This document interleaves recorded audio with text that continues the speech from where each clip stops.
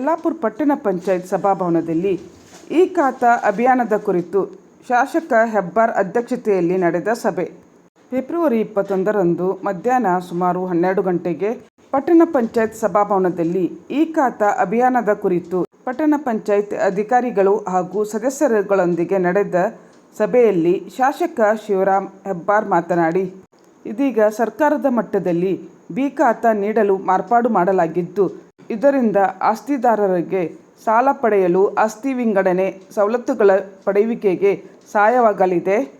ಅಧಿಕಾರಿಗಳು ಸಮರೋಪಾದಿಯಲ್ಲಿ ಕಾರ್ಯಪ್ರವೃತ್ತರಾಗಿ ಜನರಿಗೆ ಗೊಂದಲವಾಗದಂತೆ ಮಾಹಿತಿ ಮುಟ್ಟಿಸಿ ಜನಜಾಗೃತಿ ಮೂಡಿಸುವ ಕಾರ್ಯ ಮಾಡಬೇಕು. ತುರ್ತಾಗಿ ದಾಖಲಾತಿಗಳ ಪರಿಶೀಲನೆಯಾಗಿ 7 ದಿನಗಳ ಒಳಗಾಗಿ ಖಾತಾ ಪತ್ರ ನೀಡಬೇಕು. ಮೇ 10ರವರೆಗೆ ಮಾತ್ರ ಕಾಲಾವಕಾಶವಿದ್ದು, ಅಷ್ಟರೊಳಗೆ ಎಲ್ಲ ಆಸ್ತಿಗಳು ಖಾತಾ ಪಡೆಯಬೇಕಿದೆ. ಬಿ ಖಾತಾ ಪಡೆದ ಆಸ್ತಿಗೆ ಮೊದಲ ಬಾರಿಗೆ ದುಪ್ಪಟ್ಟು ಟ್ಯಾಕ್ಸ್ ನೀಡಬೇಕಾಗುತ್ತದೆ. ನಂತರದ ವರ್ಷಗಳಲ್ಲಿ ಎಂದಿನಂತೆ ಟ್ಯಾಕ್ಸ್ ಪಾವತಿ ಮಾಡಬೇಕು. 5 ತಿಂಗಳ ಹಿಂದಿನ ಎಲ್ಲ ಆಸ್ತಿಗಳು ಈ ಖಾತೆ ಪಡೆಯಲು ಅರ್ಹರಾಗಿರುತ್ತವೆ. ಅರಣ್ಯ ಹಾಗೂ ಸರ್ಕಾರಿ ಅತಿಕ್ರಮಣ ಜಾಗ ಮಾಡಿದ ಆಸ್ತಿಗಳಿಗೆ ಈ ಪ್ರಕ್ರಿಯೆ ಅನ್ವಯವಾಗುವುದಿಲ್ಲ. ಅಧಿಕಾರಿಗಳು ಯಾವುದೇ ಅರ್ಜಿಯನ್ನು ತಿರಸ್ಕರಿಸುವಂತಿಲ್ಲ. ದಾಖಲೆಗಳು ಸಮರ್ಪಕವಾಗಿದ್ದರೆ ಮಾತ್ರ ಈ ಖಾತಾ ನೀಡಬಹುದು.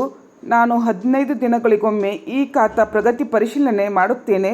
ಯಾವುದೇ ಕಾರಣಕ್ಕೂ ವಿಳಂಬ ಮಾಡದೆ ಕಾರ್ಯನಿರ್ವಹಿಸಿ ಎಂದರು.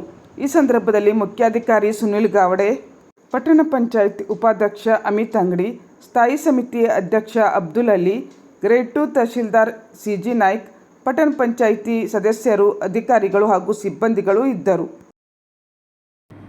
ಬಹಳ ಎಚ್ಚರಿಕೆಯಿಂದ ಆದೇಶವನ್ನು ಮಾಡಿದರು. ಮುನ್ಸಿಪಾಲ್ಟಿ ಚೀಫ್ ಆಫೀಸರ್ ಇವು ಯಾವ ತಮ್ಮ ಮನಸ್ಸಿಗೆ ಬಂದಂತೆ ದಿವಸವನ್ನು ತೆಗೆಯುವಾಗಿಲ್ಲ. ಇದು ಒಂದೊಂದು ಅಧಿಕಾರಿಗೆ 3 ದಿವಸ ಅಷ್ಟೇ. ಆ ಅಧಿಕಾರಿ ರಜೆ ಮೇಲೆ ಇದ್ದಾನೆ ಅಂತಂದರೆ 2ನೇ ಅಧಿಕಾರಿಗೆ ಆಟೋಮೆಟಿಕ್ ವರ್ಗಾವಣೆ ಆಗುತ್ತೆ. ಅವನು ರಜೆಯಲ್ಲಿದ್ದರೆ ಚೀಫ್ ಆಫೀಸರ್ಗೆ ಅವತ್ತೇ ವರ್ಗಾವಣೆ ಆಗುತ್ತೆ. ಹೇಳಿ ಕುಂಟು ಹಿಡಿದವರಿಗೆ ಆ್ಯಕ್ಟ್ನಲ್ಲಿ ಪನಿಷ್ಮೆಂಟ್ ಕೂಡ ಇದರಲ್ಲಿ ನಿಕ್ಕಿ ಮಾಡಿದೆ. ಉದ್ದೇಶ 7 ದಿವಸದೊಳಗೆ ಅರ್ಜಿ ಕೊಟ್ಟಂಥವ್ರಿಗೆ 7 ದಿವಸದೊಳಗೆ ದಾಖಲಾತಿ, 3 ತಿಂಗಳ ಒಳಗೆ ಇಡೀ ಕರ್ನಾಟಕ ರಾಜ್ಯದಲ್ಲಿ ಈ ಒಂದು ಸಮಸ್ಯೆಗೆ ಶಾಶ್ವತ ಪರಿಹಾರ ಸಿಗಬೇಕು. ಬಿ ಖಾತಾ ಅಂದರೆ ಒಳಗೆ ಬರೋದಕ್ಕೆ ಅವಕಾಶ ಇದೆ.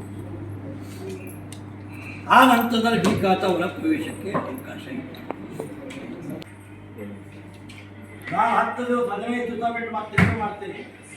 ನಾನು ಈ ಮುಗಿದ ತನಕ 4 ಸಲ ರಿವ್ಯೂ ಮಾಡ್ತೀನಿ. ಇವತ್ತೇ ಹೇಳ್ತೀನಿ, ಇವತ್ತು ಎಲ್ಲ ಬೋರ್ಡ್ ಹಾಕಬೇಕು, ಜನಕ್ಕೆ ತಿಳುವಳಿಕೆ ಏನು ಮಾಡಬೇಕು ಅಂತ ಹೇಳ್ತೀನಿ. ಅದಷ್ಟು ಬೋರ್ಡ್ ಹಾಕ್ತೀನಿ. ತಿಳುವಳಿಕೆಯನ್ನು ನ್ಯಾಯ ಕೂಡ ಕೇಳಬೇಕು ಅಂತೇಳಿ ನಿಮ್ಮದೊಂದು ಸಹಾಯವಾಣಿಗಾಗಿ ಹಾಕಿದೆ ಜಿಲ್ಲೆಯಿಂದ. ಆ ಬೋರ್ಡ್ನಲ್ಲಿ ಎಲ್ಲಾಪು ಸಹಾಯವಾಣಿ ಹಾಕಿ, ಬೋರ್ಡ್ನಲ್ಲಿ ಎಲ್ಲಾಪು ಸಹಾಯವಾಣಿ ಹಾಕಿಬಿಡಿ. ಮುಂದುಗಡೆ ಎಲ್ಲಾಪುರದೇ ಸಹಾಯವಾಣಿ ಹಾಕಿ, ಜನ ಎಲ್ಲೋ ಗೊಂದಲ ಇದೆ. 10 ಜನಕ್ಕೂ